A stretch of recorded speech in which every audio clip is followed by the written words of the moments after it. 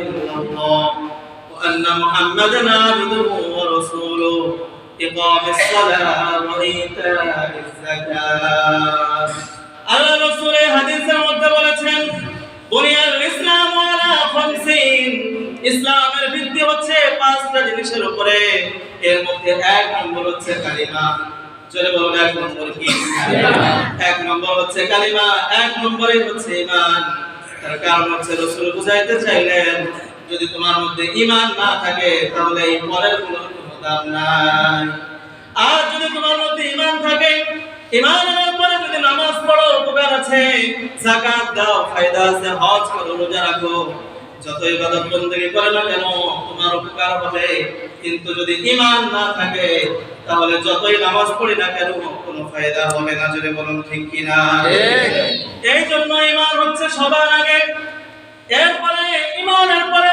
বিশ্বনবী সাল্লাল্লাহু আলাইহি ওয়াসাল্লাম ইসলামের 2 নম্বর ভিত্তি সম্পর্কে বললেন ইকামিস সালাহ নামাজ কায়েম করা কি কায়েম করা নামাজ কায়েম করা নামাজ কায়েম করতে হবে আগে তো নিজের মধ্যে নামাজ কায়েম করা দরকার আল্লাহ রাব্বুল আলামিন কোরআনের মধ্যে বলেছেন কু আনফুসাকুম ওয়া আহলিকুম নারা যে তুমি নিজে আগে জাহান্নাম থেকে বাঁচো এরপরে তোমার পরিবার পরিজন যারা আছে তাদেরকেও জাহান্নামের আগুন থেকে বাঁচাও তো আগে তো নিজেকে নামাজ পড়তে হবে নিজের মধ্যে নামাজকে কায়েম করতে হবে প্রতিষ্ঠা করতে হবে তো 2 নম্বরে আল্লাহ রাসূল বলেছেন যে ঈমান আনার পরে প্রথমেই বললেন কালিমা ঈমান 2 নম্বরেই বলেছেন নামাজ 2 নম্বর হচ্ছে কি নামাজ জোরে বলুন না 2 নম্বর কি নামাজ তার কারণ হচ্ছে রাসূল বুঝাইতে চাইলেন যে একজন ব্যক্তির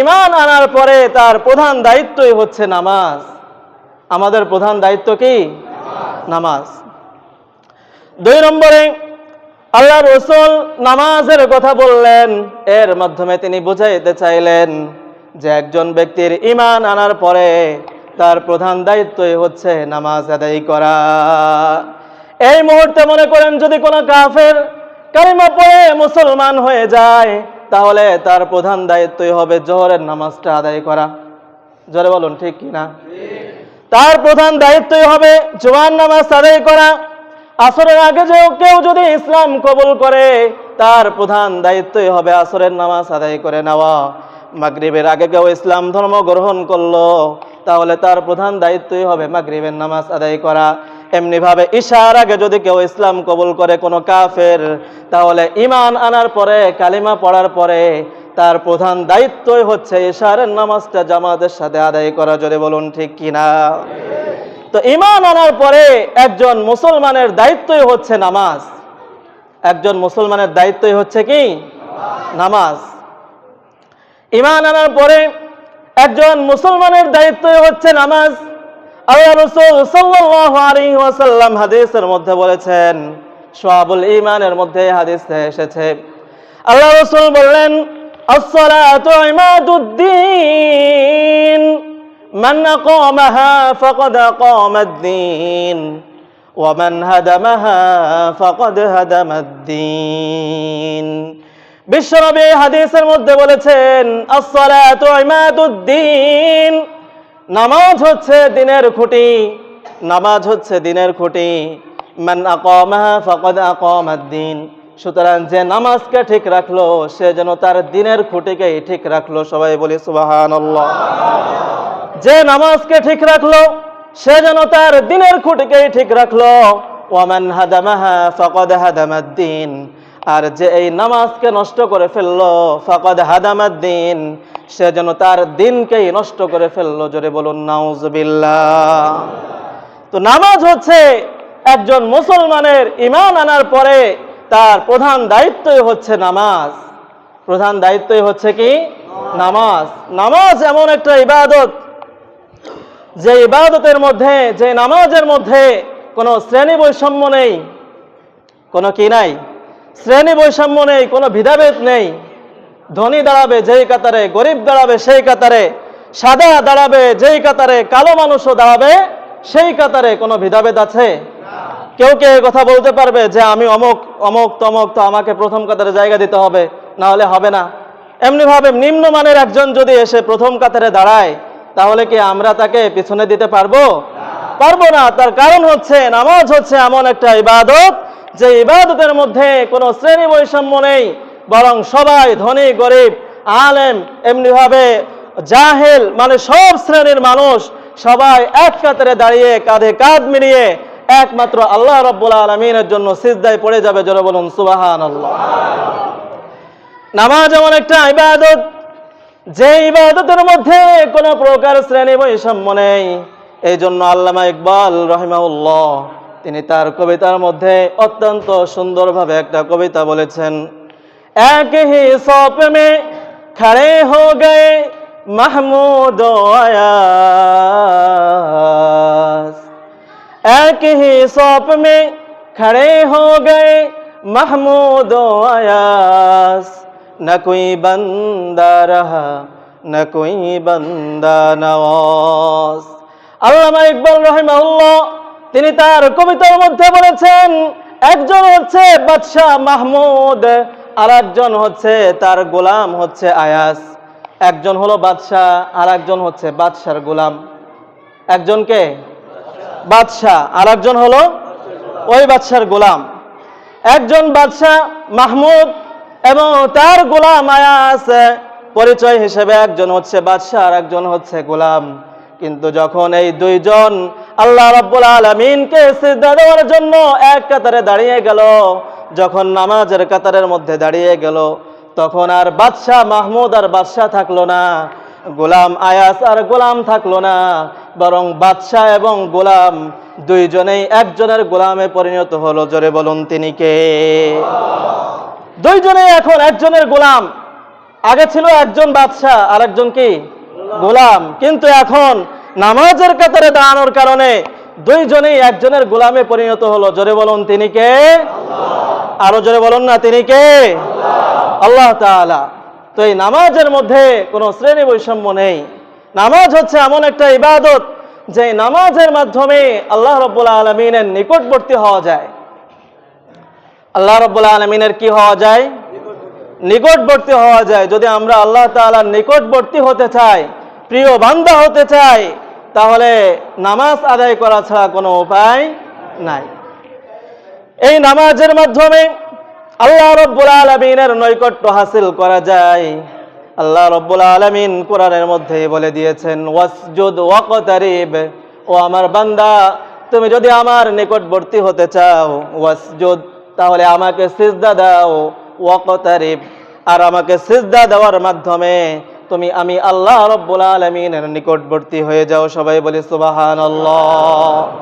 নামাজের মাধ্যমে আল্লাহ রাব্বুল আলামিনের নিকটবর্তী হওয়া যায়। সাহাবায়ে কেরাম এসে জিজ্ঞাসা করলেন, ইয়া রাসূলুল্লাহ, ইয়া হাবিবাল্লাহ, কখন বান্দা আল্লাহ রাব্বুল আলামিনের সবচেয়ে বেশি নিকটবর্তী হয়ে যায়? একজন বান্দা কখন আল্লাহ রাব্বুল আলামিনের নিকটবর্তী হয়ে যায়? তখন আল্লাহ রাসূল বললেন, ও আমার সাহাবী শোনো, যখন কোন বান্দা আল্লাহ রাব্বুল আলামিনের জন্য সিজদায় পড়ে যায়, তখন ওই বান্দা আর আল্লাহ রাব্বুল আলামিনের মাঝে কোনো প্রকার হিজাব থাকে না।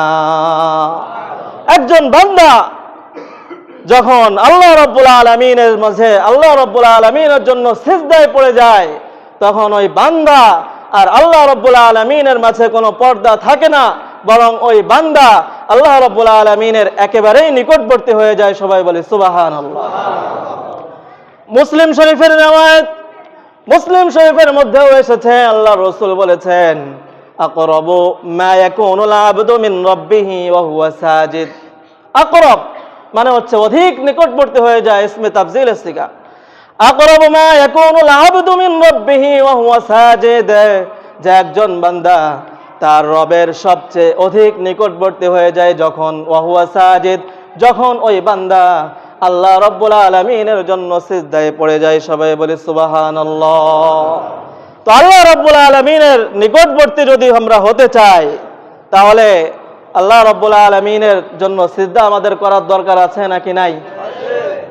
জোরে বলুন, দরকার আছে নাকি নাই?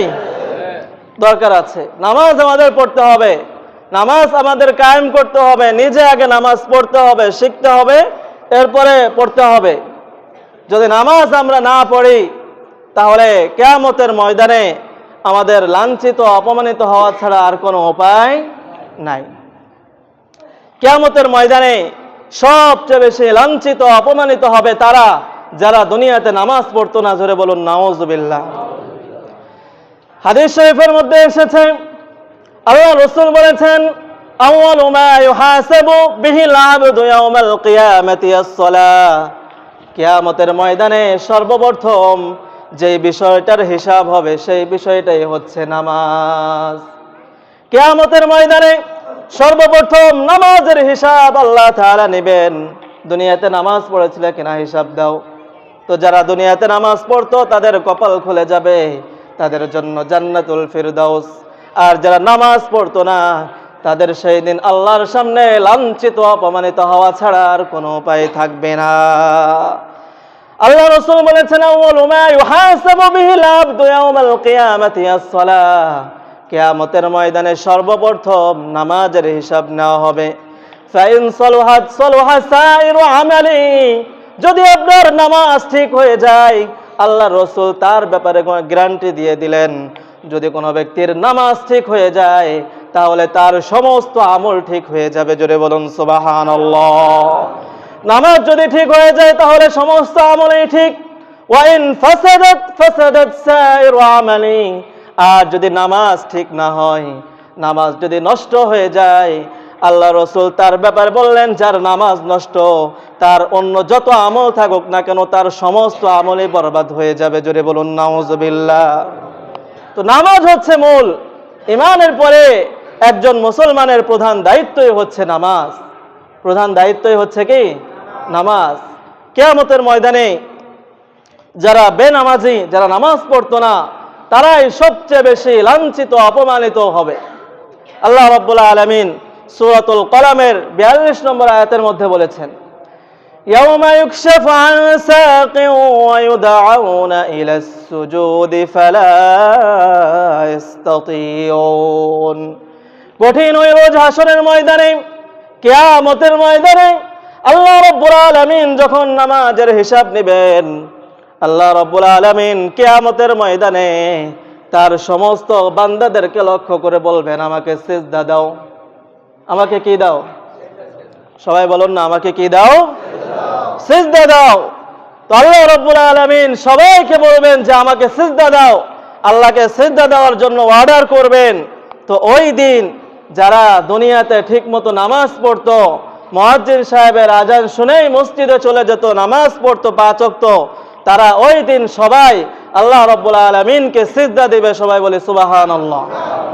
তো আমরা ওই দিন আল্লাহ তাআলাকে সিজদা দিতে চাই নাকি চাই না? তো যদি সিজদা দিতে চাই তাহলে দুনিয়াতে নামাজ পড়ার দরকার আছে নাকি নাই?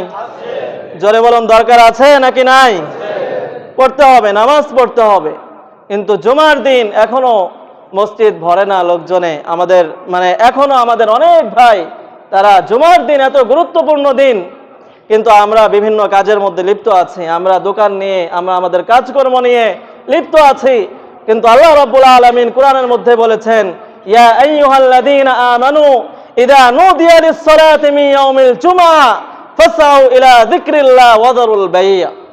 আল্লাহ রাব্বুল আলামিন এই আয়াতের মধ্যে বলেছেন, ইয়া আইয়ুহাল্লাযীনা আমানু, হে মুমিনগণ, ইযা নুদিয়া লিস-সালাতি মিন ইয়াউমিল জুমআ, যখন জুমার দিন নামাজের জন্য ডাকা হয়, মুয়াজ্জিন সাহেব যখন বলে যে নামাজের জন্য আসেন, তখন আল্লাহ রাব্বুল আলামিন বললেন, ফাসাউ ইলা যিকরিল্লাহ। যখন তোমরা আজান শুনবা সাথে সাথেই তোমরা আল্লাহ তাআলা স্মরণের জন্য, নামাজের জন্য তোমরা ছুটে যাও। কিন্তু আমরা আজান শুনি, তারপরেও আমরা কিসে আসি না? জোরে বলুন, মসজিদে আসি না। আজান শুনি, তারপরে আমাদের মসজিদে আসার খবর নাই। ওয়াদারুল বাই', তোমরা তোমাদের ক্রয় বিক্রয় যত কাজ বাজ আছে সমস্ত কাজ ছেড়ে দিয়ে তোমরা আল্লাহ স্মরণের জন্য তোমরা প্রস্তুতি গ্রহণ করো, তোমরা আল্লাহ তাআলা স্মরণের জন্য মসজিদে চলে যাও।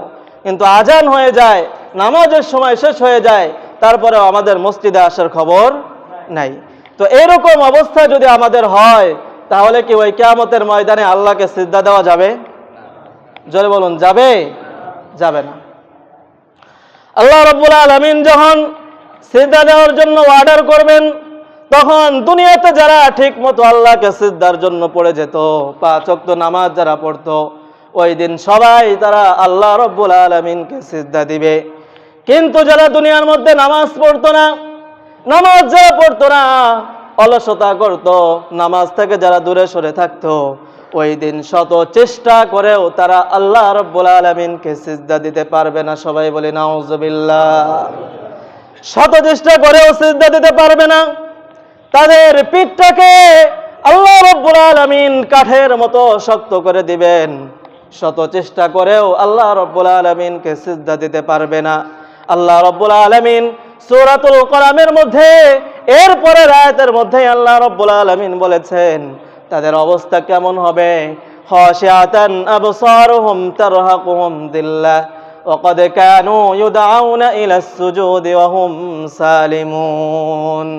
খাশিআতান আবসারুহুম তারহাকুহুম দিল্লাহ, তাদের দৃষ্টি অবনত হয়ে যাবে, লাঞ্ছনা অপমান তাদের মাথার উপর চেপে আসবে, কিন্তু কোনো কিছুই করার থাকবে না। দেখবে যে তার এলাকারই লোক, অমুক লোক তমক লোক তাকে দেখে চিনবে যে সে আল্লাহ তাআলাকে সিজদা দিতে পারছে, কিন্তু আমি তারই প্রতিবেশী হয়ে, তারই ভাই হয়ে আমি আজকে আল্লাহ রাব্বুল আলামিনকে সিজদা দিতে পারছি না। তো এর চেয়ে লাঞ্ছনা আর অপমানের কোনো কিছুই থাকবে না। তো আপনারা কি মনে করেন, যখন যারা আল্লাহ রাব্বুল আলামিনকে সিজদা দিতে পারবে না, তো আল্লাহ রাব্বুল আলামিনের ফেরেশতারা, আযাবের ফেরেশতারা, তারা কি ওই যারা সিজদা দিতে পারবে না তো এদেরকে খুবই আপ্যায়ন করবে? আপ্যায়ন করবে না, তাদেরকে কোনো আপ্যায়ন করা হবে না। যখন আল্লাহ রাব্বুল আলামিনকে সিজদা দিতে পারবে না, পিঠটা কাঠের মতন শক্ত হয়ে যাবে, আল্লাহ রাব্বুল আলামিনের পক্ষ থেকে অর্ডার হবে যে ফেরেশতাদেরকে অর্ডার করে বলবেন যে ওই বেনামাজিকে ধরো, তার গলার মধ্যে বেড়ি পরাও, এরপরে টেনে হেসড়ে কুকুরের মতন টেনে একে নিয়ে জাহান্নামে ফেলাও। জোরে বলুন নাউজুবিল্লাহ। তার গলার মধ্যে বেড়ি পরিয়ে, জিঞ্জির পরিয়ে যখন টেনে হেসড়ে জাহান্নামের মধ্যে ফেলা হবে, জাহান্নামের মধ্যে যখন ওই বেনামাজিকে ফেলানো হবে, তখন তাকে প্রশ্ন করা হবে জাহান্নামে কেন আসলা? আল্লাহ রাব্বুল আলামিন জাহান্নামকে মোট 7টি ভাগে ভাগ করেছেন। এর মধ্যে যারা বেনামাজি, দুনিয়াতে যারা নামাজ পড়তো না, এদের জন্য আলাদা একটা জাহান্নাম স্পেশাল, এদের জন্য আলাদা একটা জাহান্নাম রাখছেন। সেই জাহান্নামের নাম হচ্ছে সাকর। জোরে বলুন, সেই জাহান্নামের নাম কি? সবাই বলেন না, নাম কি? সাকর। সেই জাহান্নামের নাম হচ্ছে সাকর। তো আল্লাহ রাব্বুল আলামিন সূরাতুল মুদ্দাসসিরের মধ্যে এই বিষয়গুলো সুন্দরভাবে উল্লেখ করে দিয়েছেন।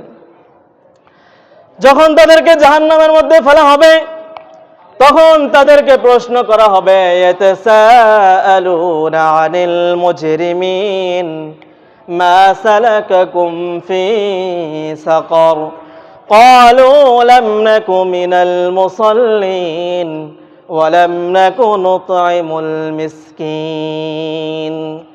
তাদেরকে যখন সাকর নামক জাহান্নামের মধ্যে ফেলা হবে, তখন তারা বলতে লাগবে, তখন তাদেরকে প্রশ্ন করা হবে, মা সালাকাকুম ফি সাকর, জাহান্নামে কেন আইলা? সাকর নামক জাহান্নামে কেন আসলা? তোমাদের তো ইবাদত বন্দেগি করে জান্নাতে যাওয়ার কথা ছিল, তোমরা তো আজকে জান্নাতুল ফিরদাউসের মেহমান হবা, কিন্তু সেই জান্নাতুল ফিরদাউসের মেহমান না হয়ে তোমরা সাকর নামক এই ভয়াবহ জাহান্নামের মধ্যে কেন আসছো? তখন তারা বলবে যে অনেকগুলো কারণ তো আছে, জাহান্নামে আসার অনেক কারণ আছে, কিন্তু এর মধ্যে সবচেয়ে প্রধান যে কারণ সেটা হচ্ছে ক্বালু লাম নাকু মিনাল মুসাল্লিন, যে দুনিয়াতে আমরা মুসল্লি ছিলাম না। জোরে বলুন নাউজুবিল্লাহ। দুনিয়াতে আমরা কি ছিলাম না? মুসল্লি ছিলাম না, দুনিয়াতে নামাজি ছিলাম না, নামাজ পড়তাম না, এটাই হচ্ছে কারণ। আরো অনেক কারণ আছে, কিন্তু প্রধান কারণই হচ্ছে এটা যে দুনিয়াতে নামাজ পড়তাম না, যার কারণে আজকে কোথায় আসছি? জাহান্নামে আসছি। জোরে বলুন, যার কারণে আজকে কোথায় আসছি? জাহান্নামে আসছি। সুতরাং যারা আমরা যদি নামাজ না পড়ি, নামাজের প্রতি গুরুত্ব যদি আমরা না দিই, তাহলে জাহান্নামে যাওয়া ছাড়া কোনো উপায় নাই। এই জন্য আমাদের নামাজ পড়ার দরকার আছে নাকি নাই? জোরে বলুন, দরকার আছে নাকি নাই? দরকার আছে, নামাজ পড়তে হবে। ঈমান আনার পরে আমাদের প্রধান দায়িত্বই হচ্ছে নামাজ। এখন আমাদের তো নামাজের কোনো খবর নাই। এমন অবস্থা, অনেক মানুষ, অনেক মুসলমান এমন আছে যে আমরা নামাজ পড়ি, মুসলমান হিসেবে নামাজ মাঝে মাঝে 2-1 ওয়াক্ত পড়ি, কিন্তু নামাজ কিভাবে পড়তে হবে, কয় ওয়াক্ত নামাজ, কয় রাকাত নামাজ, এটাও পর্যন্ত আমরা ভালোভাবে জানি না। একবার একটা ঘটনা শুনেছিলাম যে এক মসজিদের এক হুজুর ছিল। তো সবাই তো হুজুরকে দাওয়াত দেয় যে হুজুরকে মেহমান হিসেবে নিজের বাসায় নিতে চায়, কিন্তু ওই হুজুরের নিয়ম ছিল যে হুজুর যারা নামাজি ওদের বাসায় খাইতেন, যারা নামাজ পড়ে না, বেনামাজি, ওদের বাসায় কি করে না, খান না। এটা হুজুরের নিয়ম যে নামাজি তার বাসায় খান, আর যে নামাজ পড়ে না তার বাসায় কি করে না। শুনতেছেন সবাই? তো বেনামাজের বাসায় খান না। এখন এক লোক নামাজ তো পড়ে না ঠিক মতো, এখন তার মধ্যেও একটু আফসোস, অনুশোচনা জাগছে যে সবাই হুজুরকে খাওয়ায় এত ওই করে, তো আমি দাওয়াত দিলে আসে না, কারণ আমি তো নামাজ পড়ি না। তো এখন তার স্ত্রী তাকে বুদ্ধি দিয়েছে যে এবার আপনি যে হুজুরকে দাওয়াত দিবেন, যখন হুজুর জিজ্ঞেস করবে যে আপনি কি নামাজ পড়েন, তখন আপনি বলবেন যে জি হুজুর, নামাজ পড়া ধরছি। নামাজ পড়া কি করছি? সবাই বলেন না, নামাজ পড়া ধরছি, নামাজ পড়া শুরু করছি, এখন থেকে নিয়মিত পড়বো। তো সুতরাং দয়া করে যদি আমার বাসায় আসতেন, দাওয়াতটা যদি একটু গ্রহণ করতেন, তাহলে আমি অনেক খুশি হইতাম। তো সে যখন বলছে নামাজ পড়া ধরছি, তখন তো হুজুর মনে করছে যে আসলে নামাজ পড়া কি করছে। সবাই বলেন না, নামাজ পড়া ধরছে, কিন্তু আসলে তো নামাজ পড়া কি করে নাই, ধরে নাই। তো নামাজ পড়া ধরছে এটা হুজুর যখন জানছে, তখন বলছে আচ্ছা ঠিক আছে, তাহলে যেহেতু নামাজ পড়া ধরছেন, তাহলে ঠিক আছে আপনার বাসায় যাব। তো এরপরে হুজুর বাসায় নিয়ে গেছে, হুজুর গেছে দাওয়াত খাওয়ার জন্য। তো এখন যাওয়ার পরে যখন খাবার টাবার দিছে, হুজুর বিসমিল্লাহ বলে খাওয়া শুরু করবে, এই মুহূর্তে হুজুরের আর একটু সন্দেহ হয়েছে যে আসলেই কি নামাজ পড়া ধরছে। আমি তো চলে আসলাম, তো নামাজ পড়া যেহেতু ধরছে, তাহলে একটু পরীক্ষা করি, একটু কি করা যাক, সবাই শুনতেছেন, একটু পরীক্ষা করা যাক যে আসলেই কি নামাজ পড়া ধরছে নাকি। তো হুজুর পরীক্ষার জন্য এবার জিজ্ঞাসা করছে যে আচ্ছা আপনি তো তাহলে নামাজ পড়া ধরছেন, মাশাআল্লাহ আপনি নামাজি, আল্লাহ আপনাকে নামাজি বানাক, বেশি বেশি নামাজ পড়া তৌফিক দিক। তো কিছু যদি মনে না করেন একটা প্রশ্ন করি। তখন সে বলছে যে হুজুর আপনি প্রশ্ন করেন, নামাজ সম্পর্কে মানে কোনো প্রশ্ন নাই যেটা আমি পারি না, সব উত্তর আমার জানা আছে, নামাজ পড়া কি এমনি এমনি ধরছি। তো এখন হুজুর ওরে জিজ্ঞেস করছে যে আচ্ছা ঠিক আছে, তাহলে আপনি বলেন দি ফজরের নামাজ কয় রাকাত? ফজরের নামাজ কয় রাকাত আপনারা জানেন? কয় রাকাত? 4 রাকাত না, ফরজ 2 রাকাত আর সুন্নাত কি 2 রাকাত। তো ফজরের নামাজ হলো 4 রাকাত। তো তার কাছে যখন জিজ্ঞাসা করছে, তো সে তো কিছুই বলতে পারে না, কারণ সে তো জানে না, নামাজ পড়া তো ধরছে, এটা তো মিথ্যা কথা, এখন তো জানে না কিছুই। এখন পর্দার ওপাশ দিয়ে তার স্ত্রী এরকম 4 এটা বুঝাই দিচ্ছে, আঙ্গুল উঁচু করে বুঝাইতেছে যে বলো 4। তো স্ত্রী তো জানে, স্ত্রী বলে দিচ্ছে 4, আঙ্গুল দেখাই দিচ্ছে যে 4 রাকাত বললেই হয়, কিন্তু সে তাও বলে না। সে এরপরে যখন হুজুর আবার জিজ্ঞেস করছে বলেন নামাজ কয় রাকাত, তখন সে বলছে 17 রাকাত। জোরে বলুন, কয় রাকাত? ফজরের নামাজ কয় রাকাত? সে বলছে কয় রাকাত? 17 রাকাত। তো এখন হুজুর যখন উত্তর শুনছে, তখন হুজুর বলছে না যেমন কেমন নামাজি, অনেক বড় পাক্কা মুসল্লি, এর চেয়ে বড় মুসল্লি তো আর দুনিয়াতে হইতে পারে না। তো হুজুর যখন শুনছে তার মুখ থেকে নামাজ 17 রাকাত, তো হুজুর শোনার সাথে সাথেই দৌড়, না খেয়ে খাওয়ার দরকার নাই যে তুমি বললে নামাজ 17 রাকাত, এই কথা বললে কোনো হইল। 4 রাকাতরে বলছে কয় রাকাত? 17 রাকাত। এখন হুজুর তো রাগ হয়ে গেছে চলে। এখন দুইজনের মাঝে লাগছে ঝগড়া, স্বামী স্ত্রী। স্ত্রী বলতেছে তোমাকে না বললাম 4 রাকাত, 4 রাকাত বললেই তো হুজুর খেয়েই যাইতো, কিন্তু তুমি মাস্টারি করে 4 রাকাত না বললা 17 রাকাত। তো এখন স্বামীও ঝাড়ি মেরে উত্তর দিচ্ছে যে 17 রাকাত বললাম তাই হুজুর থাকলো না, আর 4 রাকাত বললে হুজুর কি থাকে? 17 রাকাত বলছে তাই হুজুর দাঁড়াইলো না, চলে গেল রাগ হয়ে। আর যদি 4 রাকাত বলতাম তাহলে কি হুজুর দাঁড়াইতো? আরো তো বকাবকি শুরু করে দিত। তো এই হচ্ছে আমাদের অবস্থা, জোরে বলুন ঠিক কিনা? যে আমরা আমাদের অবস্থা, নামাজের মধ্যে কি পড়তে হবে তা তো জানি না, নামাজ কয় রাকাত, কোন ওয়াক্তের নামাজ কয় রাকাত, এটাও আমাদের অনেকের ঠিক মতো জানা নাই। তো এগুলো আমাদের জানার দরকার আছে নাকি নাই? যদি আমরা এগুলো না জানি, না শিখি, তাহলে কিয়ামতের ময়দানে যখন আল্লাহ নামাজের হিসাব নেবেন, তখন আল্লাহর সামনে আমাদেরকে জবাব দেওয়ার কোনো কিছু থাকবে? থাকবে না। তো আমাদের নামাজ আদায় করার দরকার আছে নাকি নাই? আল্লাহ রসুল সাল্লাল্লাহু আলাইহি ওয়াসাল্লাম তিনি নামাজের এত গুরুত্বের কথা বলছেন। একবার রসুল সাল্লাল্লাহু আলাইহি ওয়াসাল্লামের কাছে এক অন্ধ সাহাবী আসছে।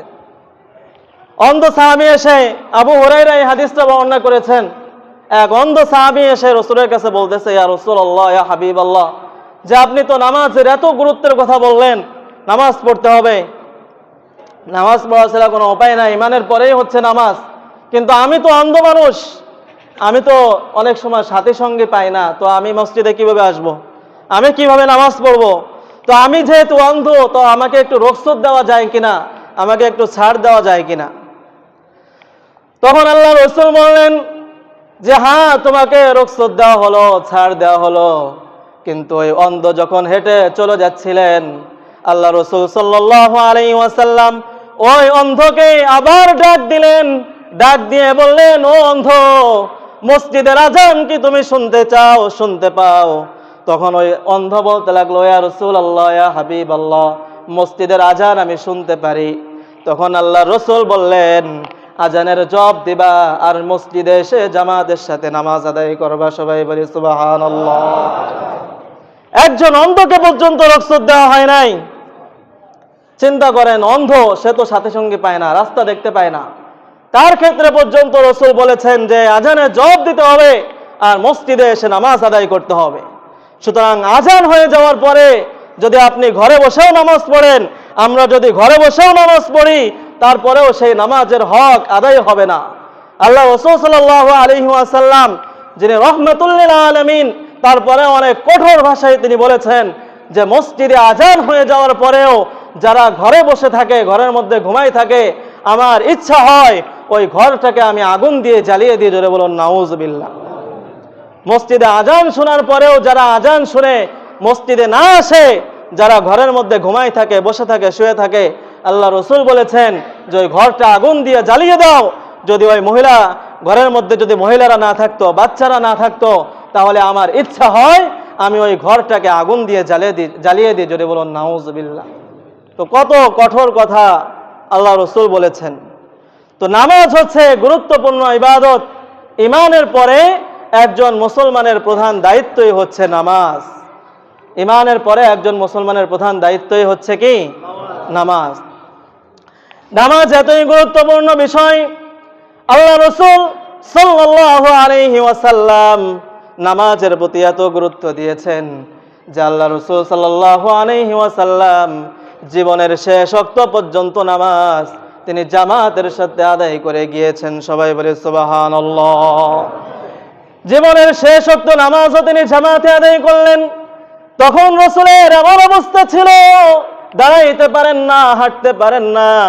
দুইজন সাহাবীর কাঁধের উপর ভর করে অনেক কষ্ট করে তিনি মসজিদে আসলেন। মসজিদে এসে খুতবা দিতে গিয়ে বললেন, আজ থেকে মসজিদে নববীর সকলের জন্য সমস্ত দরজা বন্ধ হয়ে যাবে, কিন্তু হযরত আবু বকরের দরজাটা খোলা থাকবে। আল্লাহ রাসূল বললেন, আল্লাহ রাব্বুল আলামিন দুনিয়াতে তার এক বান্দাকে দুনিয়ার সমস্ত জাগতিক সম্পদ দিতে চেয়েছিলেন, কিন্তু আল্লাহ রাব্বুল আলামিনের ওই বান্দা দুনিয়ার সমস্ত জাগতিক সম্পদকে উপেক্ষা করে তার মাবুদের সঙ্গে দেখা করা বেশি জরুরি, বেশি পছন্দ মনে করেছেন। এতটুকু কথাই বললেন, কেউ কোনো কিছু বুঝতে পারল না। কিন্তু এই কথা শোনার পরে আবু বকর সিদ্দিক রাদিয়াল্লাহু তাআলা আনহু তিনি কাঁদতে কাঁদতে তার দাড়ি মুবারক ভিজে যাচ্ছিল। সবাই বলাবলি করতে লাগলেন যে রাসূল কি না কি বলেছেন, এতে আবার কাঁদার কি আছে? কিন্তু বয়োবৃদ্ধ জ্ঞান বৃদ্ধ হযরত আবু বকর বুঝতে পেরেছিলেন যে এই দুনিয়ার সব সম্পদ তো আল্লাহ রাব্বুল আলামিন রাসূল সাল্লাল্লাহু আলাইহি ওয়াসাল্লামকেই দিতে চেয়েছিলেন, আর তিনি এই সমস্ত সম্পদকে উপেক্ষা করে তার মাবুদের সঙ্গে দেখা করা বেশি পছন্দ মনে করেছেন। এর মানে হচ্ছে আল্লাহর নবীর বিদায় হয়ে যাবে, আমরা নবী ছাড়া এতিম হয়ে যাব। আল্লাহর নবী ঘরে প্রবেশ করলেন, প্রচন্ড জ্বর এলো, এই জ্বর নিয়ে তিনি কখনো হুঁশ কখনো বেহুশ। নামাজের সময় যখন হয়ে গেল তখন সাহাবায়ে কেরাম অনেক অপেক্ষা করে হযরত আবু বকরের ইমামতিতে নামাজ শুরু করলেন। রাসূলের যখন হুঁশ আসলো প্রশ্ন করলেন, আয়েশা রে এখন কোন সময়?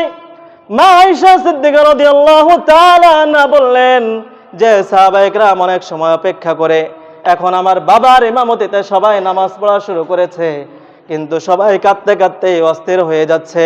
তার কারণ হচ্ছে তাদের মনের ধারণা হয়ে গিয়েছে যে রাসূলের পিছনে আর নামাজ পড়া মনে হয় আমাদের হবে না। রাসূল সাল্লাল্লাহু আলাইহি ওয়াসাল্লাম তখন আয়েশাকে বললেন যে জানালা খুলে দাও, দরজা খুলে দাও, আমি এই জামাতের দৃশ্যটা একটু দেখি। রাসূল জামাতের দৃশ্য দেখলেন, এরপরে আবার শুয়ে পড়লেন, রাসূলের মাথা একটু উঁচু করে ধরলেন। তো এরপরে রাসূল জামাতের দৃশ্যটা দেখে আবার যখন শুয়ে পড়লেন, কিন্তু মা আয়েশা লক্ষ্য করলেন যে রাসূলের দুই চোখের কোণা দিয়ে পানি পড়ছে। জিজ্ঞাসা করলেন যে জামাতের দৃশ্য দেখে কেন চোখে পানি আসলো? তখন রাসূল বললেন যে এটা আমার কষ্ট দুঃখের পানি না, এটা হচ্ছে আমার আনন্দের পানি, তৃপ্তির পানি, যে এই যে জামাত আমি দেখতে পাচ্ছি, এই জামাত প্রতিষ্ঠা করার জন্য অনেক কষ্ট আমাকে করতে হয়েছে। তায়েফের ময়দানে আমার পা ফেটে রক্ত বের হয়েছে, উহুদের ময়দানে দান দান মুবারক শহীদ হয়ে গিয়েছে, সাহাবায়ে কেরাম জীবন দিয়ে দিয়েছে, এই জামাত প্রতিষ্ঠা করার জন্য অনেক কষ্ট আমাকে করতে হয়েছে। সুতরাং এই যে ভবিষ্যতের একটা ছবি যেন আমি দেখতে পেলাম যে কিয়ামত পর্যন্ত যত মুমিন মুসলমান দুনিয়ার মধ্যে আসবে তারা ঠিক এরকম ভাবে, আমি না থাকলেও তারা এরকম ভাবে জামাতের সাথে দাঁড়িয়ে দাঁড়িয়ে নামাজ আদায় করবে। সবাই বলি সুবহানাল্লাহ। তো রাসূল নামাজের এত গুরুত্বের কথা বললেন, নামাজের জন্য এত কথা বলে গেলেন, কিন্তু আমরা সেই নবীর উম্মত হয়ে আজকে আমরা নামাজের প্রতি কোনো গুরুত্ব দিই না, আমরা নামাজ আদায় করি না। তো সময় খুবই সংক্ষিপ্ত, তো সামনের জুমায় ইনশাআল্লাহ আবার